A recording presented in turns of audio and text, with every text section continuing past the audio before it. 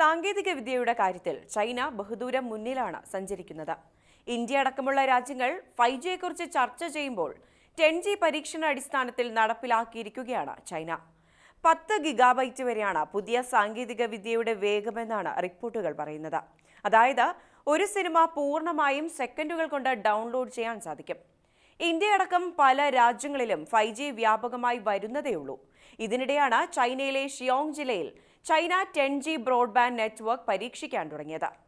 Chinese telecom കമ്പനിയായ വാവയും China യൂണികോമും ചേർന്ന് 50 GPON സാങ്കേതിക വിദ്യ ഉപയോഗിച്ചാണ് 10G ഒരുക്കിയിട്ടുള്ളത്. സെക്കൻഡിൽ 10 ഗിഗാബൈറ്റ് ആണ് വേഗം. ഫൈബർ ഒപ്റ്റിക് ടെക്നോളജിയിലെ പുതിയ അവതാരമാണ് 50 ഗിഗാബൈറ്റ് പാസീവ് ഒപ്റ്റിക്കൽ നെറ്റ്വർക്ക് അഥവാ 50 GPON. സെക്കൻഡിൽ 50 ഗിഗാബൈറ്റ് വരെ വേഗമാർജിക്കാൻ കഴിയുന്ന സാങ്കേതിക വിദ്യയാണിത്.